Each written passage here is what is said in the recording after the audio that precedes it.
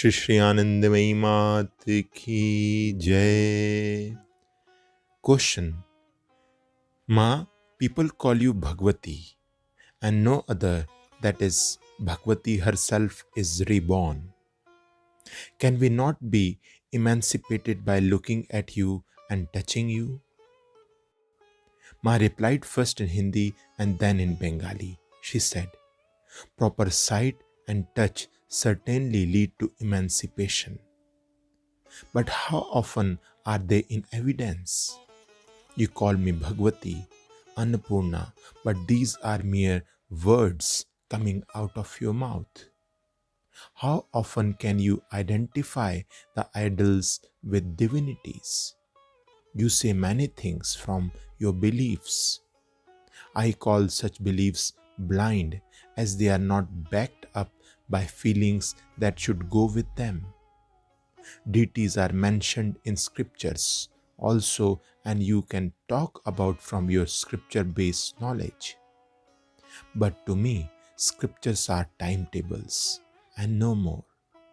A timetable contains names of places, but you cannot have any idea of those places by reading the timetable alone. It is the same about the deities referred to in the scriptures. You can have no notion of them from your scriptural knowledge. Notions of them call for action. Actions lead you to various mental configurations, and then everything becomes plain to you. But you may contend that the property of fire is to burn. It burns the hand, if it is touched, whether consciously or unconsciously. In the same way, why should you not be benefited if you touch Bhagwati without knowing her as such? To this I say, an ice cold object does not burn as soon as it is brought in contact with fire. Perhaps all it does is to leave a mark on the place.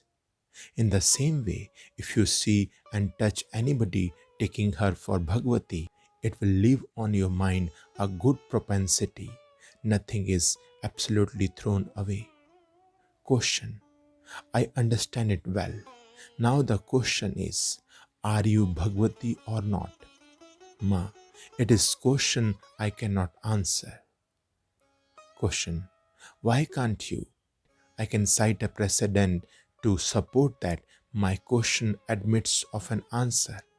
When Sri Ramakrishna Paramhans Dev was asked about his identity, he had disclosed it.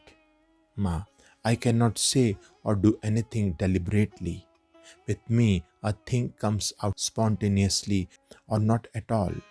Perhaps someday my identity would come out of my lips, but at present it is not coming out.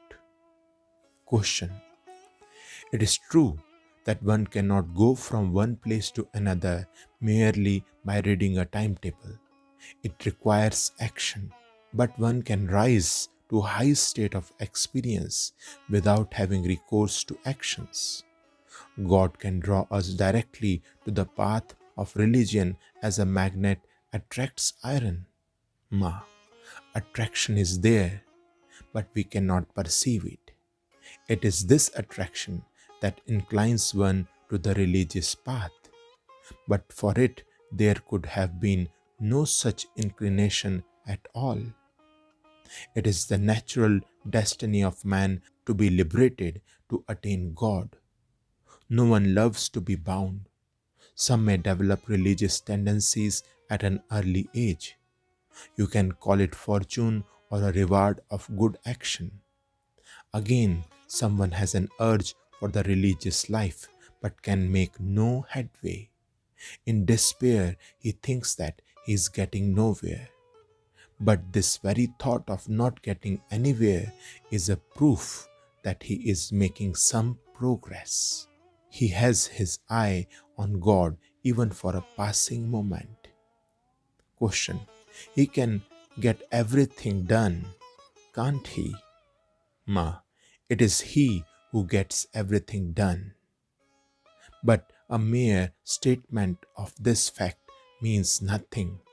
One must perceive it. We can attend to all household works, but want to depend on him in respect of religious matters alone. It is an inconsistency amounting to hypocrisy, as children are directed towards education by force. Similarly, one has to repeat the name against his will and try to be single minded. The means of attaining single mindedness are reading good books, associating with the good, and taking part in religious discourses. While at such practices, a man feels that they are attracting him magnet like towards God.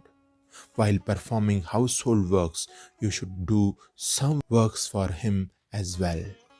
Though whatever you are doing for your domestic life are also his works, yet for the awareness of this fact, God must be drawn into your household. While looking after your relatives and serving them, you should be mindful of God inherent in them. Performing household works as one's own makes only for bondage, but doing them as God's work leads to liberation. In each work you do, He must be involved. There's no other way. Sri Sri Anandamayi Mat ki Jai.